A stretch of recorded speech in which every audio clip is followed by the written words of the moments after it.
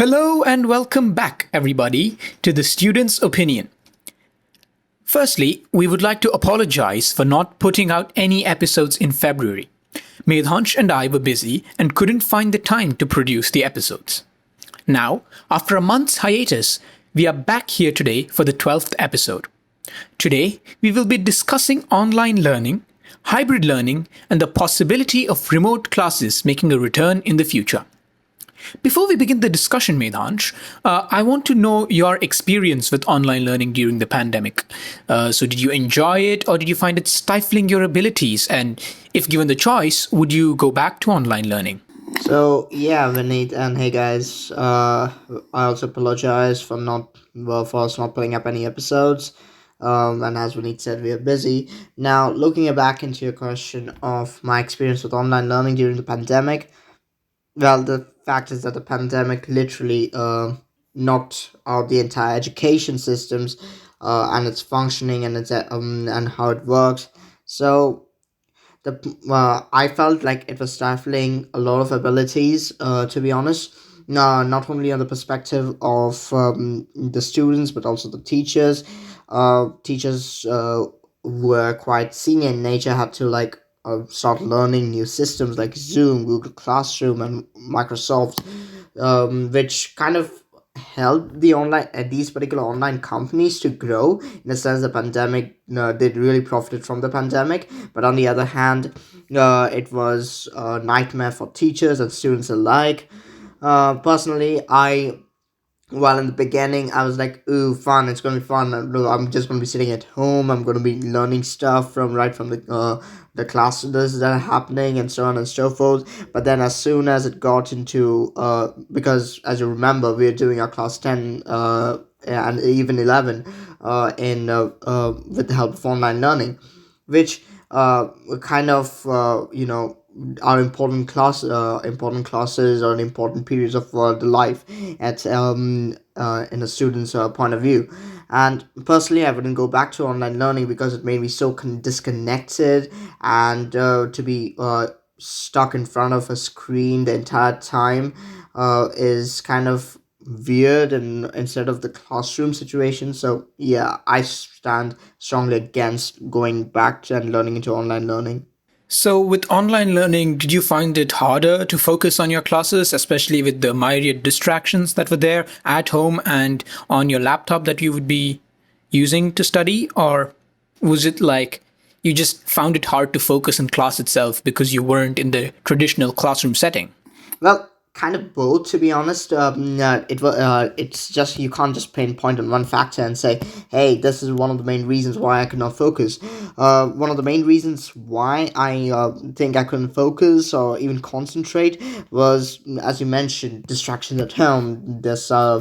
There's always going to be some of the other point or perspective of a family member coming into your room, and you'll have a conversation, and then you lose track of what's going on in class.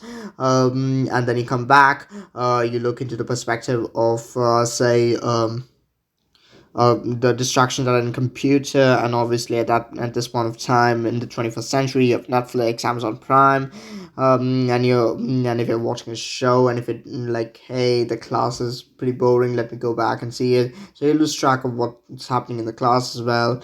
And chatting with friends online, kind of something that actually existed, and was one of the major distraction points of view, in my opinion, that had happened at that point of time. So yeah, it was a large number of culminating factors that resulted. I mean, it would be very wrong to just state, yeah, this is one of the points that I was the reason why I was distracted. So Well, you bring up very interesting points, and I've talked to several of my friends during online learning, and now after we have transitioned back to in-person learning, and even they agree that online learning was not the best experience.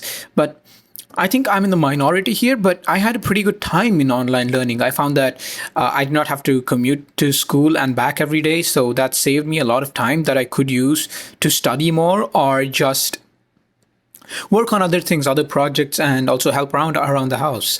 So, and I was also able to focus more at home. I don't know how that happened. Again, I'm saying I think I'm the minority here. So for me, online, I do not really mind online learning, and I wouldn't mind going back to it. But to each their own. So, with that, let's get into today's debate, mate. So, today's topic is, should we permanently switch to online learning?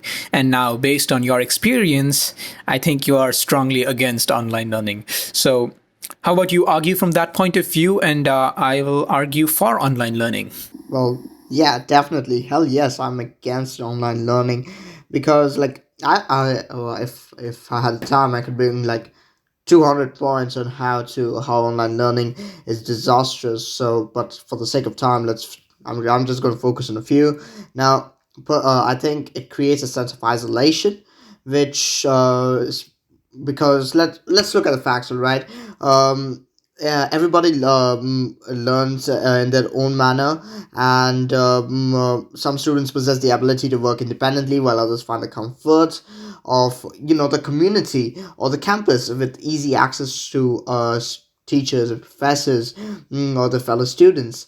The thing is, it does not have the social impact of learning to match the effectiveness of traditional classes, and as a result, I feel that that's kind of weird, and it generally isolates the student, to that one room and one whatever he's doing. It also requires a hell lot of self-discipline, which frankly, I mean, come on. And I think I'm going to put this out to the audience as well. How many of us have actually paid attention to each and every one of our classes? I think 0.001% of the listeners of ours also might say that, hell yeah, I've paid attention to all of my classes. I didn't switch to YouTube, I didn't switch to any thing else. I didn't switch to just browsing in Google or watching random videos on online. So yeah, if the student does not feel that they're getting proper guidance or proper, or if the class is not engaging enough, they might not have self discipline enough to engage in the lessons themselves. And it's being part of the community and physically and attending classes, in fact, increases accountability, in my opinion. um as I said before, apart from the fact that online learning definitely was a great bonus to these companies who had the software, to meet from one point to another, or were from one part of the world to another, it also required additional training for instructors. Now, they also needed proper training to tackle the technical aspect of online training, and they had to learn, they had to do the LMS, which is learning management software, and well, I mean, it has to be a thoughtful investment in proper training. Otherwise, it will not work either for the teacher, the institution, or not even for the students, for which the student who the teachers have a responsibility towards. I mean, in the end, the students are kind of the stakeholders towards, and the teacher has a responsibility of fulfilling the reasons to them. Don't you think? Yeah, so you did bring up some good points there about how online learning isolates the students because they're unable to find their community and be part of their community since they're always locked away at home. And also that online learning requires a lot of self discipline. And finally, about how teachers need to be properly trained so that they can effectively educate students through this online medium. Now, on the second point about lacking self discipline, I think that yes, it is a problem that we see now because I remember during our time when we had online learning in 2020 and 2021, a lot of students would skip classes and would be chilling out, to say, and they would be playing video games or watching YouTube rather than paying attention in class. And I think if we like up the stakes and make it so that education is, at least we help students understand that education is actually important for you and that you have to take responsibility for your own learning, then if we're able to inculcate that discipline in children from a young age, then we could eradicate the problem of students lacking self discipline, which is required for online learning, since mostly you're learning by yourself and the teacher is just there to tell you things. Now, if you contrast that to a classroom, even there, you're the one who's responsible for most of your learning. But then, since you're right with your teacher in the same classroom, the teacher can spend more time sort of forcing you to pay attention in class and to try to learn, while that cannot happen realistically in an online medium. So I think the solution to that would just be to help our students develop the discipline required to help this online mode of learning succeed. And now, with proper training for teachers, I think, come on, none of us expected the COVID pandemic to be as big as it was back in 2020. Like, I remember in February of 2020, the last 2 weeks, we had our ninth grade final exams. And then in March, we came back for the beginning of our 10th grade. And like a week later, all schools are shut down for COVID. And even at that point, I remember people saying that it'll be a month or two. We just have to break the cycle of COVID and then we can get back to normalcy. But it just dragged on and on and on for like 2 years. And at that point, we were just not prepared for online learning. It was a necessity at that point. So we weren't able to provide the teachers with the proper training to educate effectively. But now, if we are considering permanently transitioning to online learning, we have to understand that this won't happen overnight like it did with the COVID-19 pandemic. It'll happen through phases. Say once a week, we'll have online classes, slowly make it thrice a week, and then full time. And over that period, we could help train teachers and help them transition all of their learning materials online and change their methods. That way we are able to effectively teach our students. And the final point about isolating students, I think that is one thing that will come with online learning, and it's a downside that's really hard to overcome because it's the very nature of online learning. You're learning remotely. But enough of just talking about what's bad about online learning. How about we also discuss what's good about it? So the way I see it is, if you're a sick student, if you just fall sick one day and you're unable to make it to class, then online learning is there. You're able to, if you let's take a hypothetical. Say you're infected with COVID, but you're asymptomatic. So you could spread the virus to other people, but you yourself are not feeling sick. Now, in that case, you cannot get to school, so you're missing out on learning for the few days that you have COVID. But with online learning, you can still tune in to the online classes and not fall behind in your coursework. So that's the first thing. It provides greater flexibility in terms of when and where students can learn, so they can access course materials and complete assignments at their own pace and on their own schedule. Thus, it makes it easy for them to balance their academic work with other responsibilities like, say, their extracurriculars, home errands, and other family obligations. And another thing about online learning I want to bring up is that it's extremely cost effective. So you don't have to transport students from and to school. You don't have to have a school itself. You can have everything online. So that saves you a lot of, that saves you rent on buildings. And then it also eradicates textbooks and other materials that you need. You can do it all on your laptop. You can access textbooks on your laptop. You can access videos that can clarify your doubts on your laptop. You can do your homework on your tablet if you have an Apple Pencil, or even those can be provided by schools. So that way you're reducing the infrastructure needed for students to keep up with their coursework, and that makes online learning a more cost-effective solution, in my opinion. And also, it provides greater accessibility. But online learning, you have people with disabilities or other challenges, which might make it more difficult to attend traditional classrooms, be able to get and learn coursework at the tip of their fingers. And finally, I have to say that online learning does improve sustainability because, as I mentioned before, you're saving on a lot of resources from infrastructure to transportation. And all of this has a positive impact on the environment. So in today's day and age where climate change is a big threat and we have to focus on sustainability and switching from fossil fuels and other non-renewable sources to more renewable and sustainable sources, I think online learning can help lead the way there. Yeah, I mean, I completely agree on the points of view that you have also stated, but I also think the fact that one of the points I forgot to mention, and I think your points also forgot to take into account is that what about technical issues? Now, you can't go around each and every home, and let's take countries which have a huge populations, like let's say India or even China for that matter. Now, some of these like a large number of the places, they don't have the access or the ability to access devices through which they can attend online classes as well. And what about internet connectivity? Let's look at the point and perspective of India. Now, in northeast of India, you receive rains during a particular period of time. Rains that disrupt connections, like destroy houses. Especially in West Bengal, I know that happens a lot. And what about no? What about in the cases where internet connectivity is like completely low? They cannot connect to classes, hence as a result, they lose what the professor or the teacher is trying to say.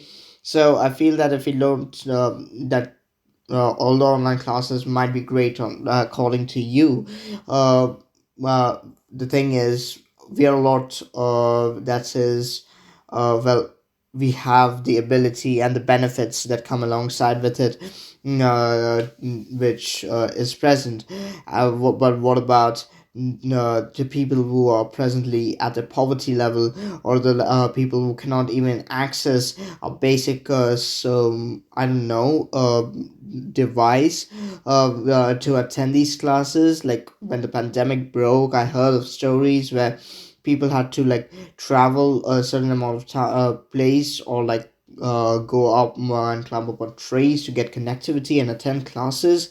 I mean, sure, online classes might be great, but hey, that's only for the people who have a large number of benefits, or who are, upper middle class, or belong to the rich part of society. Society is not only made of rich or upper middle class, is it? It's also made of poverty and people who lack the basic needs for this. We also need to think from that perspective as well. What's your point on that? So I think all of that can be solved with advancements in technology. And if we look at it, like over the past few years, technology has improved exponentially.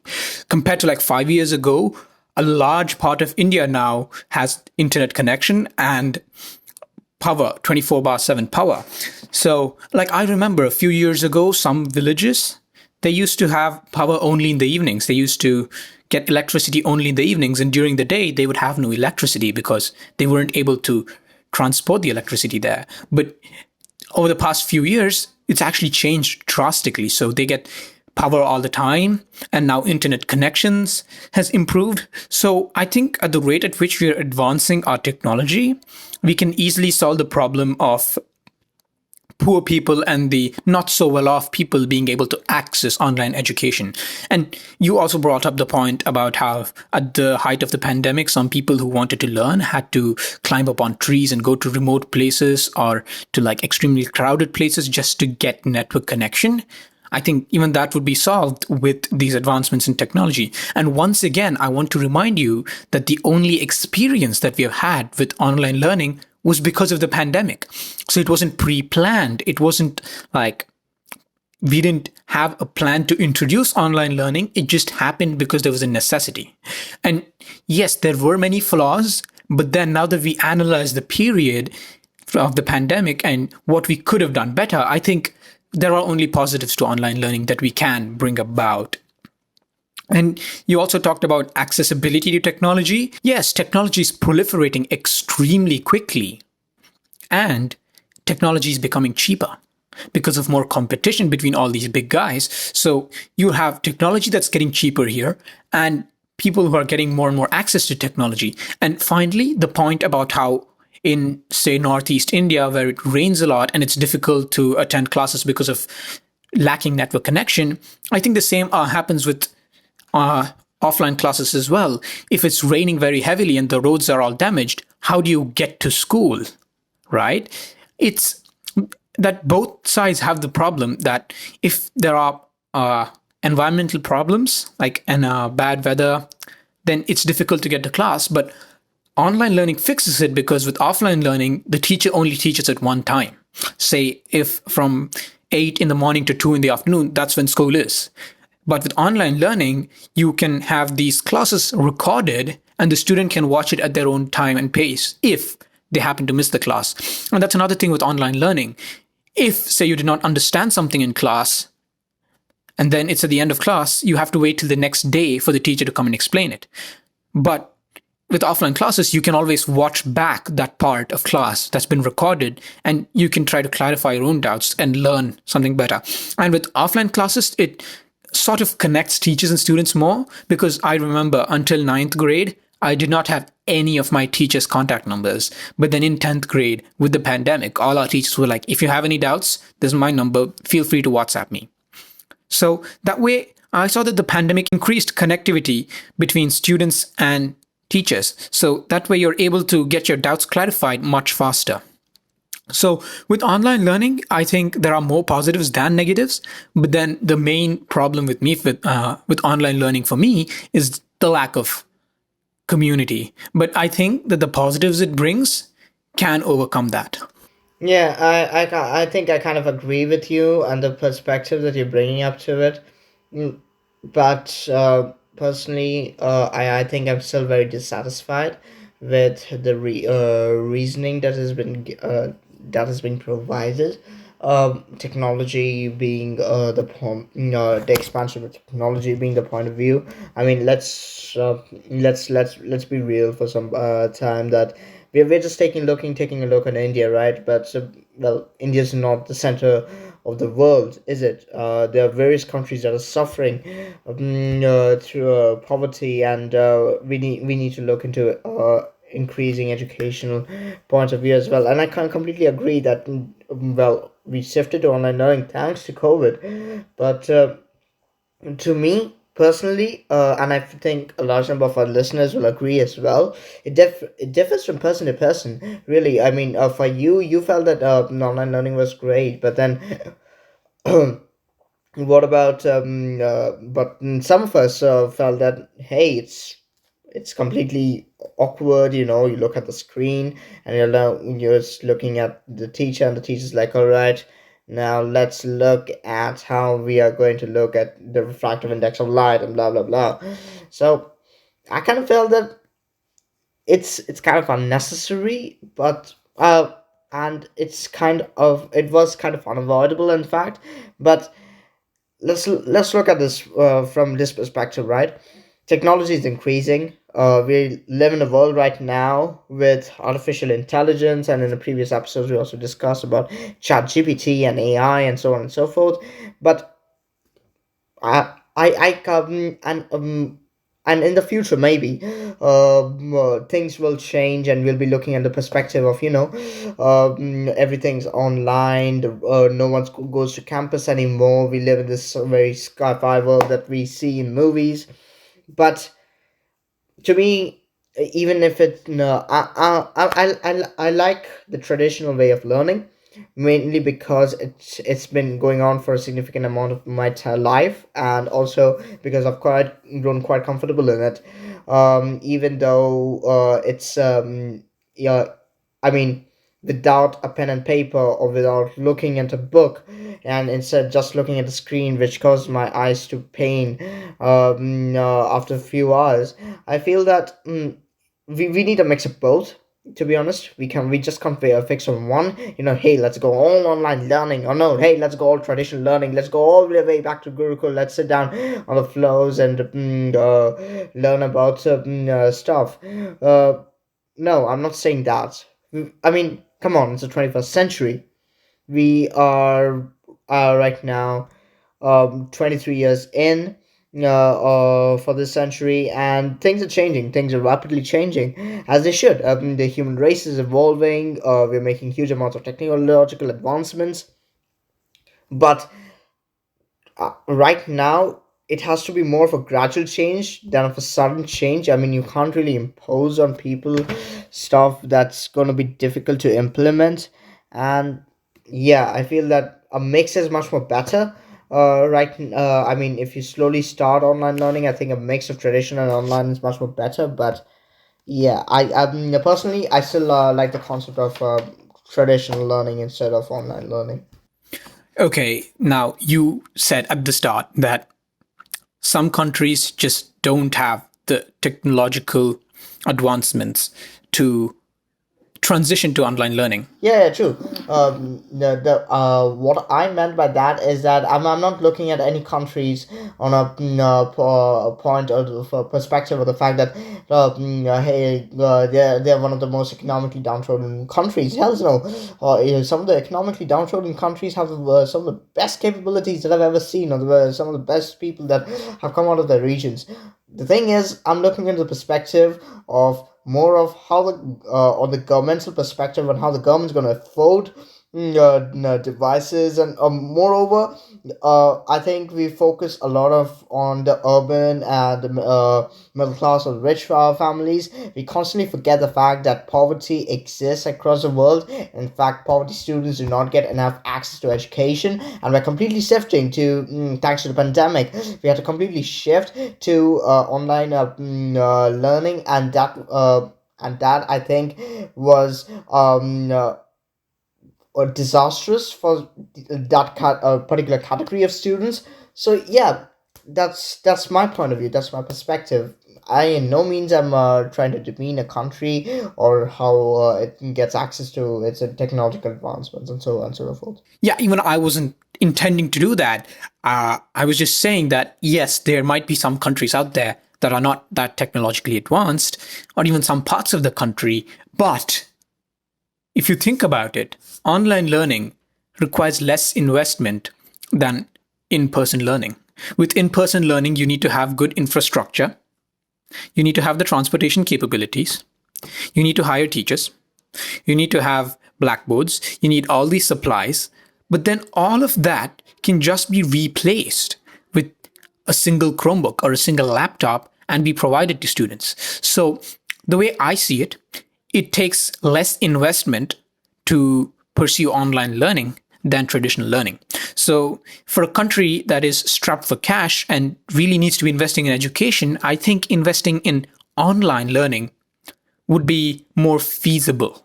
Yeah, so yeah, I kind of agree with what you're saying as well, and yeah, it's the fact is, although you do state the fact that hey, we can always provide a Chromebook or a digital device to them, but uh, technologically you also need to, I don't know, at to particular groups you also need to train on the usage of computers and how to use it so that they can use it to its best efficiency. And since they're minors, you also need to make sure that they're protected from the great evil that comes alongside with social media, with alongside with technology. So yeah, I kind of get what you mean, and I'm glad that that's your perspective and point of view as well. And you also brought up protecting the students from the evils on the internet and with technology. And I think there are these apps, these web extensions that you can download, which can restrict what you can browse on your laptop. So if the school is providing you with Chromebooks and laptops to study, they can have those extensions pre installed and prevent you from using apps that would be harmful. And they can also like restrict what you could use, say the apps you could use, and it also provides greater control over tests and test taking. So yeah, and right now as well, we see a lot of companies investing in online education tools and making tools more foolproof, more immersive, to help the student learn better. And that's another thing that comes with online learning. With online learning, teachers have the access to this vast array of tools on the internet that can help simplify and help a student learn much better than in a classroom. So we both have experienced this in India. Our teachers would just have a blackboard and they had to use that to teach us. But then with online learning, teachers have access to all of these sites like Desmos to show graphs that are extremely accurate. So just this other day, my calculus teacher was teaching us Taylor polynomials with Desmos. So we were able to see how the approximation keeps getting better. So when you have access to these tools, I believe And I can also tell from experience that you're able to enhance the learning experience for students. And that's a positive that you get only in online learning. And with offline learning, at our school at least, they used to, if they wanted to show us any visuals, they would take us to an audio visual room, but then that would be extremely rare. And it sort of means that you have to learn something just from the board, and then probably a week or two later, you actually go and see a visualization of it. But then with online learning, you could prepare your class with the visualization. So students can immediately grasp the visual depiction of whatever you're learning, and that would help reinforce the concepts. So I believe that way online learning helps you learn better. Yeah, definitely. While looking at those points and perspectives, we can definitely look at that point of view.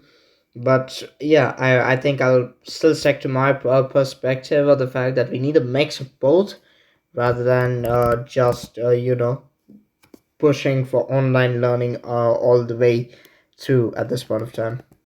Yeah, I think I would agree there too. It might be a bit too early for online learning, especially with how the experience with online learning was not the best over the pandemic because of how suddenly it was rushed in. I think we have to slowly take steps and gradually look and consider it as a possible alternative to traditional schooling going into the future.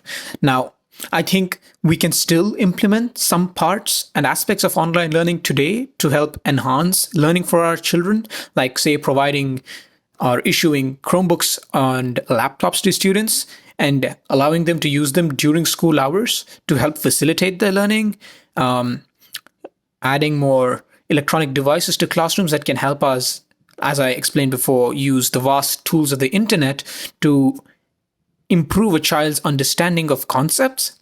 So I think those are steps we can start taking from right now, and slowly we could evaluate those solutions and probably consider, say, 5, 10 years down the line, if online learning as a permanent solution would be viable. And I think another thing we can do now is also slowly transition to a hybrid form of learning that you touched upon and that you're in favor of. So, with a hybrid form of learning, as I was explaining, if you are sick or you are forced to miss school because of a family obligation, say a wedding, you could still be part of class somewhat and not completely fall behind in coursework. And I think you know this too. With over these years, the curriculums of schools across the world has been becoming more and more rigorous. So missing even a day of school can set you back a lot. So using any method to ensure our kids miss as little instruction time as possible might be the way to go. And I see online learning and even hybrid learning coming in and helping us there. Wouldn't you agree? Yeah, I think I can agree on that perspective and point of view, and yeah, the, I think for considering the perspective of how we as individuals have a lot of commitments as human beings. You have a lot of commitments. It definitely helps students. Presently it has helped a lot.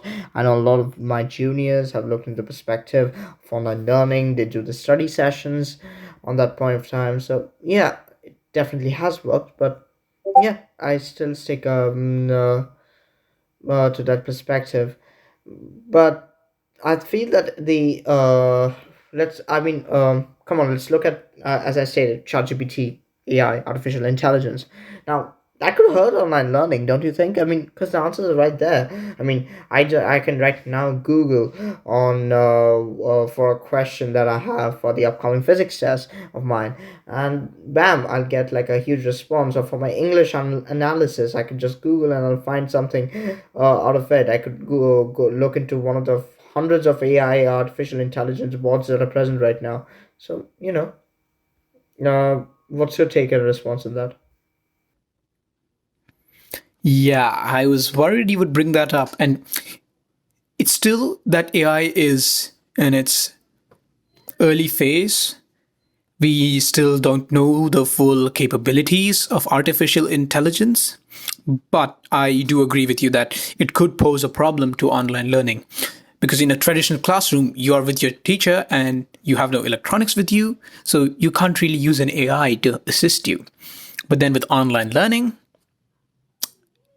the teacher can't really control what you're doing most of the time. So yes, you could be using an AI, you could be using ChatGPT to solve your questions. But this once again comes back to my stance that I took even during the ChatGPT episode like a month and a half ago. I believe that ChatGPT is another tool like a calculator, except much more advanced. So just like how you might say a calculator in school will just eradicate the need for arithmetic to be taught to students, you could say ChatGPT will eradicate the need for students to be educated. But I don't think that's true. I think we could integrate AI as well into the classroom and help students learn with it. So it could be used, if done right, as a powerful tool to help students improve their understanding and learn more.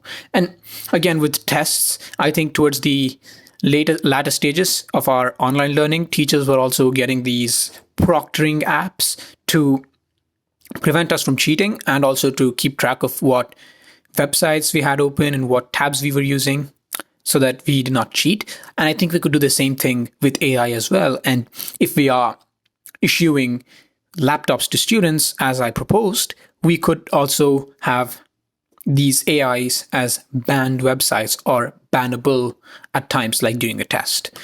So once again, with technology becoming the problem, I think only technology will be the solution. And it's still too early to say what will happen. Yep, I think I can agree with you on that perspective. That it's too early to tell what will happen. Well, that was an awesome discussion, mate, and it was really refreshing to hear your views on online learning. And the way we started off, I thought we would be having a full-scale war here with you saying online learning is the worst. We should absolutely not even consider it. But I think we, through this discussion, were able to see each other's viewpoints and actually see that, yeah, online learning might not be as bad as we thought it was to be, especially with our personal experiences over the pandemic. So that was good. And with that, we conclude our 12th episode here on The Student's Opinion. This episode is exclusively available on Spotify for the first 2 days, after which it will be available on YouTube, Amazon Music, and Google Podcasts. Do subscribe to our YouTube channel to be notified when future episodes drop and comment on what you thought of this episode. If you have any suggestions, be sure to email us at contact.thestudentsopinion@gmail.com. For now, it is Medhaansh and I, signing off.